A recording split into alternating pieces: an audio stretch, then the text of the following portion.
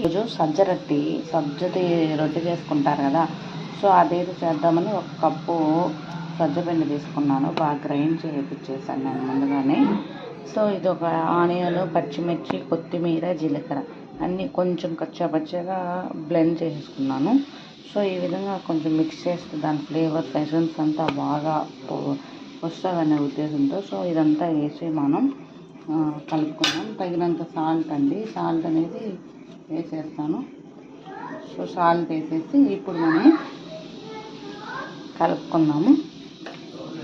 ఈ విధంగా అయితే నేను మంచిగా కలిపి పెట్టేసుకున్నాను. ఒక 10 to 15 minutes మంచి తడి పట్టేసి అట్లా పెట్టేస్తున్నాను. బాగా నాననిచ్చేస్తాను. నానాక మనం 1 by 1 అనేది వాటిలో ఈజీగా వేసేసుకోవచ్చు. చూసారు కదా ఎంత బాగా ఈజీగా పెట్టేసుకున్నాను. సో ఇదైతే బాగా సాఫ్ట్గా అయిపోయింది కదండి. సో ఇప్పుడు నేను 1 by 1 ఇట్లా ఒక మంచి తడి బట్ట తీసుకొని మంచిది. సో ఇప్పుడు దీన్ని అయితే నీట్గా మనం పల్చగా ఇలా బాగా సాఫ్ చేసుకొని డైరెక్ట్ ప్యాన్ ఆల్రెడీ హీట్ చేస్తున్నాను.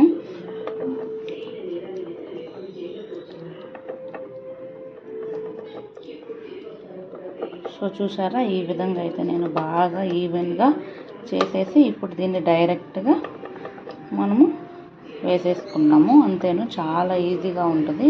వేసి చూపిస్తాను. సో చూసారు కదా, ఈ విధంగా వేసేసి ఇప్పుడు ఆయిల్ అయితే మొత్తం అప్లై చేస్తాను.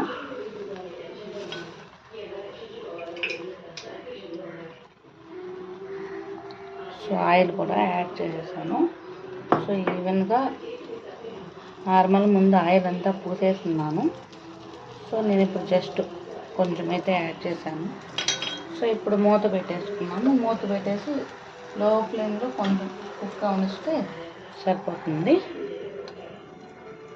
ఒక 5 to 10 minutes అయితే పడుతుంది. అట్లా ఉడికితేనే బాగా టేస్ట్గా ఉంటుంది, లేదంటే పచ్చి పచ్చిగా అట్లా ఉంటుంది. సో అందుకని నేను ఇలా అయితే లో ఫ్లేమ్లోనే కుక్ చేసుకుంటున్నాను.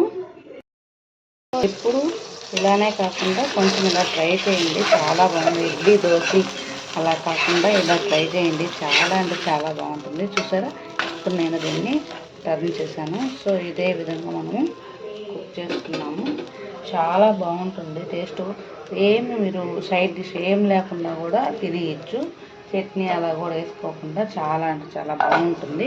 సో అనదర్ వన్ నేను మళ్ళీ ఇలా వేసి పెట్టుకున్నాను. డైరెక్ట్గా దీని పెనం మీద కూడా వాటర్ జెల్ వేసుకోవచ్చు. సో ఈసారి ఇలా ట్రై చేశాను. సో మీరు కూడా ట్రై చేయండి, మీకు ఎలా వస్తుందో కూడా కమెంట్లో చెప్పండి. సరే, 2 sides అనేది బాగా రోస్ట్ అయిపోయింది. మీరు కూడా ఖచ్చితంగా ట్రై చేయండి. బ్రేక్ఫాస్ట్కి ఇలా ఇడ్లీ, దోశ కాకుండా ఇలా కూడా ట్రై చేయండి, చాలా బాగుంటుంది. మీకు ఈ వీడియో నచ్చినట్లయితే లైక్ చేయండి, షేర్ చేయండి, అదేవిధంగా సబ్స్క్రైబ్ చేయండి ఫ్రెండ్స్. Thank you.